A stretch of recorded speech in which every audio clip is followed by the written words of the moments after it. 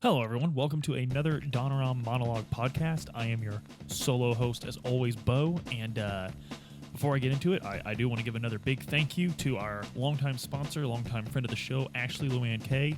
She could be followed on Instagram at the Minnesota Nurse. So follow her for, some really cool nursing information, things like that. And she even does giveaways as well. So guys, don't let yourself miss out on that. So today, this past week, I've kind of been struggling coming up with what to talk to you guys about. It's been a little, works, but I've just been swamped at work. I've had a lot of stuff to take care of at home. I haven't had a lot of time to play video games, much less think about video games. But if you follow us on Instagram, at Donoram, DON0ROM, if you follow us there, you'll notice I posted a really lovely picture, if I could brag on myself for a moment. I come out to my parents' house a lot because I'm out here at Adams a lot, obviously, and they live very close to each other. And my parents still live in the house I grew up in the area I grew up in. And we're smack dab in the middle of some very thick woods here in Indiana. And it's a really cool place to have grown up. So I like to come out here and take walks, especially when I need to think. So I found some time. My parents just got back from a long trip. They wanted to see the kids. I brought the kids out, and while the kids are playing there, I'm like, I'm going to take a walk real quick. I put my earpods in. And I'm walking down, and their driveway just looks so cool at a certain part of day in the summer. So I'm like, yeah, and I took a picture of it. And as I posted it to Instagram, I'm thinking to myself, this is Donoram's Instagram, though. People don't really follow us for nature and stuff like that. So how do I tie this into video games? I'm like, well, what do I think about when I'm walking out here? Because I think about my memories a lot, and I have a lot of memories about video games. The PlayStation 2 came up for some reason. So on my post, I was just like, hey, it's a great day to walk outside and think about how much you love the PlayStation 2. It's always a great day to think about how much you love the PlayStation 2. And I think that's what we're going to talk about, guys. We're going to talk about the PlayStation 2. And before I get into that, let me wet my whistle here real quick. This is for the classic Donoram boys. Yeah, you guys remember that. So, you're going to be extremely nostalgic when you grow up about high school. Everyone is. Even the people that hated high school, they still remember things about high school really well. They still love their high school experience. And I'm no different. I didn't like the actual going to high school. I liked what happened when I was home or hanging out with friends. And this gal right here had a lot to do with it. It's difficult to explain to people how big the PlayStation 2 was now. Like, it's difficult to look back and explain that to people. It was astronomical. It was huge. It is the best-selling video game console of all time, best-selling home video game console of all time by leaps and bounds. Forgive me. I know podcasts do this all the time, but because we're so focused on YouTube, I always feel weird doing it. But it's a good time to show off my iPhone 11 case. The Goku, see, he's got the apple, as though he's going to take it home and eat it. But I've got some figures here. I couldn't remember that. I couldn't commit them to memory. A lot of the people here at Donoram were thespians. They had to memorize lines and stuff like that in high school. I did not. I didn't put effort into anything other than video games. But okay, so we have the PlayStation 2 sold 155 million copies. 155 million units worldwide. That's incredible. It's Friends, and it's number one video game console of all time. Now, when this came out, it was more of an appliance. I mean, look at it. It's got this nice, sleek black design. The extremely year 2000 like lettering there, like that just screams like. Because if you were in the year 2000, it looked cool to make your things look futuristic. You could put it like this, or you could set it like this. Some units came with a stand. This one had the rubber spots where you just put it wherever you wanted to. And it blends well into your home. It didn't look like there was a video game console sitting there. It's kind of what Nintendo did almost 20 years before with the Nintendo Entertainment System. And isn't it funny to think that we're 20 years away? This is 20 years old. This is 20-year-old technology in my hand right now. Isn't that incredible? I remember when this was state of the art. And that's it's my generation's 8-track now. One of the coolest little details about the original PlayStation 2 that I think a lot of people don't remember, and it's the silliest little thing. But if you have it sitting like this, notice the PlayStation logo there. If I were to set it like that, I could actually move the logo to reflect that it is now upright on its side rather than down. I just really like that. And so the PlayStation was a runaway success. In the 90s, the PlayStation 1 was a runaway success. In the 90s, it was very popular to try out these new CD-ROM-based, these new disc-based systems. And they were sweeping the world. None of them, hardly any of them, made the top 25 selling best game consoles. They just Panasonic had one. I think Magnavision even had one, but all these people that you associate with TVs and portable CD players were trying to make CD-ROM disc-based game consoles, and for whatever reason, the PlayStation just worked. A lot of people theorize that because the Sony PlayStation was originally supposed to be an add-on to compete with the Sega CD for the Super Nintendo, a lot of people theorize that Sony stayed with the Nintendo project just long enough to get traditionally Nintendo-based developers to sign on and then pull the plug. I don't know. I'm not going to get into that. But it is interesting that the PlayStation had such a head start on all these other ones. And the Sony PlayStation was a breakaway hit. I believe it outsold the Nintendo 64. I could check for you guys, actually, if you'll just give me a moment. But I believe it even sold the Nintendo 64, which that's incredible in and of itself. Because I know where I grew up, the Nintendo 64 was just gigantic. Oh, yeah. Yeah, it outsold the Nintendo 64 by leaps and bounds. The original PlayStation sold 102.49 million copies worldwide, with the Nintendo 64 only at 32.93 million. That's saying something. Now, so the PlayStation, I don't know what it was with the PlayStation 1, if it was marketing or whatever, but it set a great foundation for Sony in the home video game console market. And so the PlayStation 2 already had a great foundation to build on, and the PlayStation 2 had, as you can see, if you can see it here, I would put it closer to the camera, but I don't really know. But anyway, DVD. So PlayStation 2 was DVD-based, not CD-based. And because these games are on DVD, this was a DVD player. And when this console, Adam's not in the room right now, so I can't ask him questions like I normally do. But I could look it up on my phone, I guess, but I don't really want to be sitting on my phone the whole time I'm talking at you guys. But DVD players were hyper expensive in the year 2000. They were horrifically expensive. And the cheaper option for a DVD player was actually just to buy a PlayStation 2.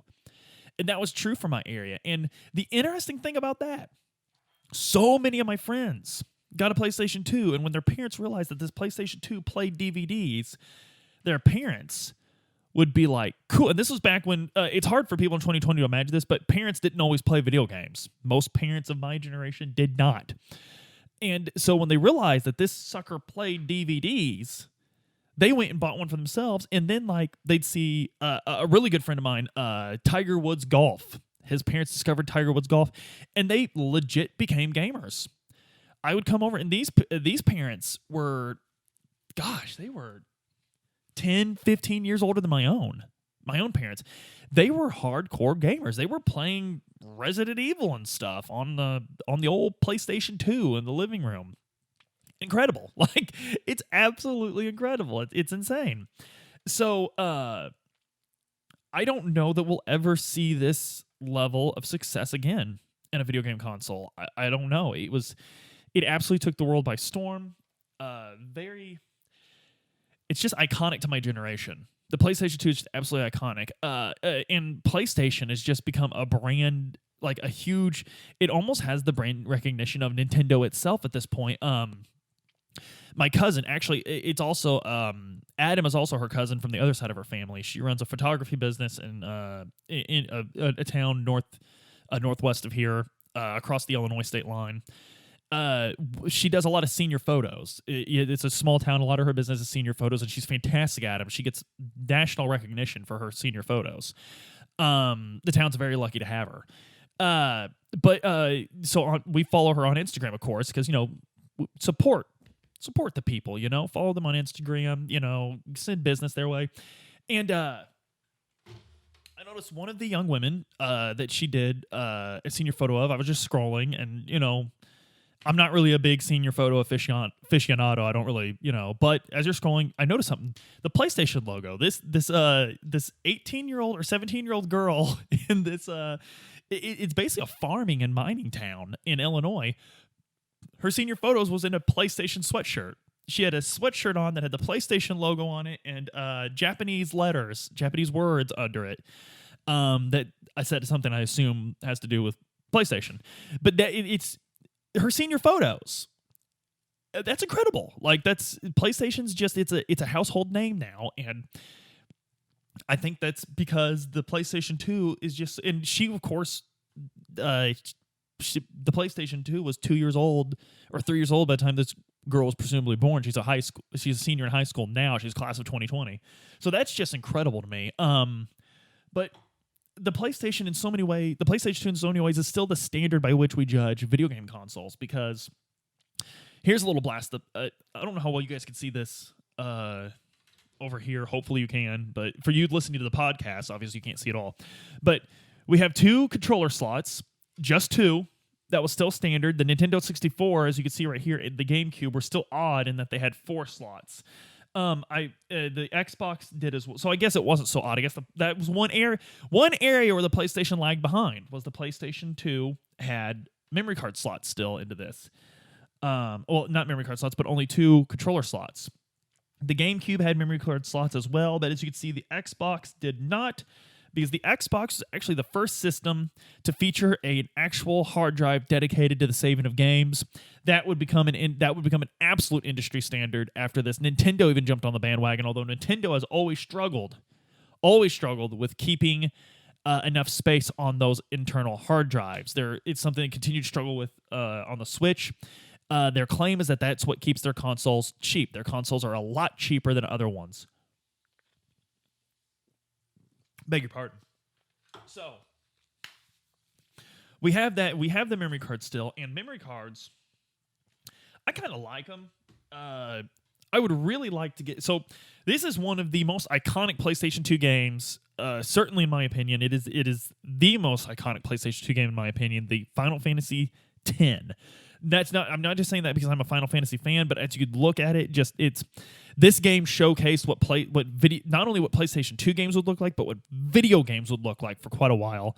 It is still, in my opinion, one of the most visually stunning video games of all time. And I think that even people, so as you can see, we still had instruction booklets. That's probably something I miss the most in modern video game consoles is instruction booklets, but we still had them. You still look through them, and I just miss getting what little snippets of story you can get out of it. I miss reading how to control my characters. Oh man, I want instruction booklets back. But this was a memory card. As you can see, it had 8 megabytes on it. We were not told the PlayStation 1 memory cards did not display how much memory they had on them. How much storage they had on them, beg your pardon. But on PlayStation 2, because they were making this seem more like an appliance, more like a computer, it was important to tell you how much, even though that didn't really matter. You were going to use what you did, and you just inserted it right there like so. Now you're ready to save your game. If you did not have that in there, there was no internal hard drive. Other than absolutely cheesing it and going in and doing some real DIY stuff, you're not going to have an internal hard drive. So you would slip your memory card in like so. And there's a memory card menu, and people are actually nostalgic for this nowadays. There's a memory card menu in the system, in the OS, if you boot it up without a game in it. Beg your pardon. Where you go in, and each game save actually had a little character, a little icon or something. Sometimes they'd move. Sometimes they'd just be a little square picture. But it was always fun to see what your save game looked like. I always thought that was kind of neat. And as you can see in the games, there's actually a place to put your memory card when not in use. It just snaps in like that. And it even tells you what orientation to put it in, because you see that arrow right there and this arrow at the top. Gosh, just handling this stuff makes me want to play on an old PlayStation 2. And you have your DVD-ROM disc right here. Well, there we go. And I always freaked out about touching the bottom of these things. It scared the crap out of me, the idea of doing it. I thought it would just automatically would ruin it forever. But as you can see, yeah, it's a DVD. You had your disc, and I know we still have games on disc, but let's face it, we're all going digital because we're sick of losing things. I had a question for you earlier, but you weren't in the room. I don't know. If I remembered, I'd just ask you. I wouldn't bother telling you I had one. I would just ask you. But well, something I'm seeing here that yes, DVD players were astronomically more expensive than just buying a PS2 back in the day. Remember that?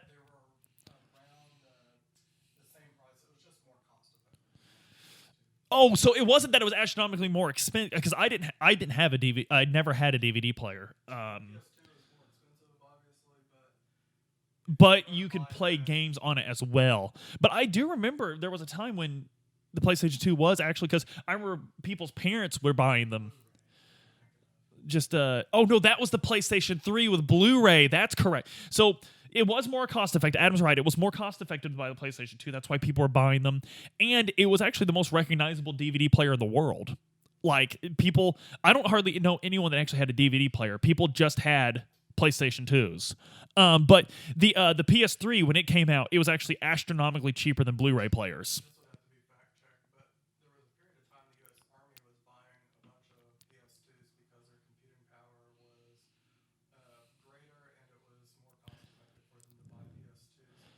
I think that was the 3. I think that was the 3 again. But yeah, Adam brings up some. I believe the PlayStation 3s had better computing power than the. I believe it was the Air Force. Guys, just look up PlayStation 3 United States military on Google.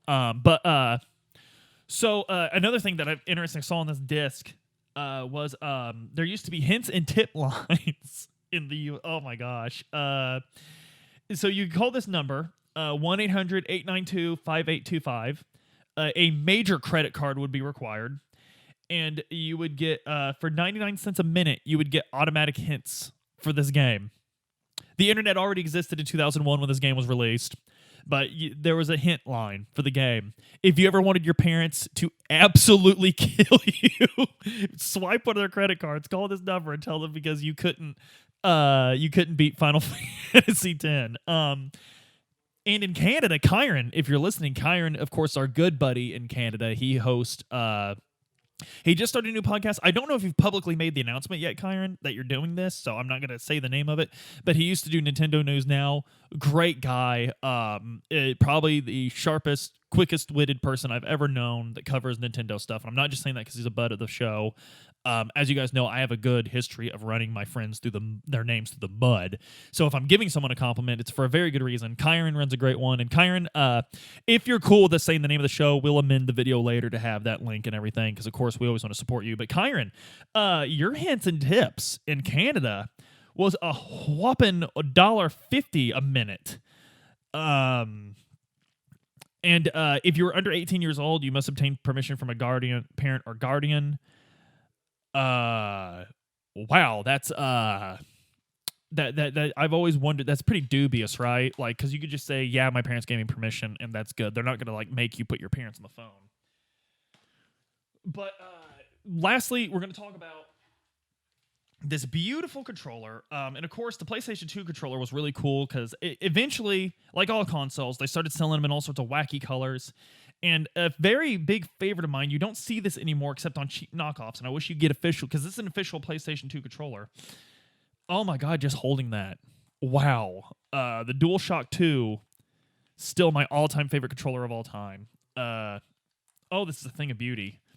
But I miss the translucent ones where you could see the servos and stuff, and you could see all the parts inside. You could see the vibrating functions and everything, but wow, I really want to play a game.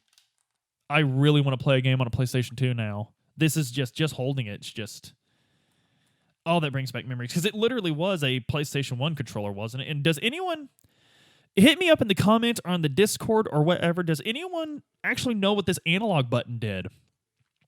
I never learned what that sucker did. I still don't have any idea to this day what that does. So if you guys know, let me know. And guys, we're going to talk about more aspects of the PlayStation 2 as the week treads on here. And today was just an overview of it. And we're going to talk about the PlayStation 2. We're going to talk about how the PlayStation 2 related to the rest of its generation, the sixth generation of PlayStation consoles. We're going to talk about the twilight of the PS2 because the PS2's lifespan is probably its most impressive facet. And we're going to have a lot of fun this week. We're going to go down memory lane. And guys, I hope to see you back here tomorrow because out of every subject we ever talk about, I feel like the most people could relate on this one, the PlayStation 2. So guys, please do us the honor of liking, sharing, and subscribing. Even if it doesn't cost you anything. Just go ahead, share the podcast out, share this video on YouTube out. However you're enjoying Donneron, please let other people know because I know there's more people that will enjoy this. We have links to our Patreon, which with some really cool Patreon exclusive content coming up. We have links to our Discord, which again, Discord absolutely does not cost you anything, and the benefit is some friends you'll have for the rest of your life. And we have some awesome merch. I love the new shirt. I love it. A guy saw me the other day in it, and he mistook it for some other successful franchise. I'm not sure what he was talking about, but it's already catching people's eyes. Lesser Metal, let me know when you get yours, bud. I can't wait for you to be able to rock that over there in Ohio. Guys, we sell a book on we have a book on Amazon. Like, it's just everything's coming up Donneron, baby. Everything. And if you guys want to check out another podcast, we always want to thank this guy. He's a huge supporter. He's our brother in the Rally Network. Please check out everyone on the Rally Network. Whole bunch of really smart young people talking about a lot of really cool things. And we all cover different subjects, which I think is really cool. But we are a member of the Rally Network. We're a proud member. And today I just want to... please go check out Keegan at the Framework of Tomorrow. I really enjoy his show. He does an awesome thing where he... for history buffs, it's perfect. If you love history, go check him out. And guys, until tomorrow, I'll see you later.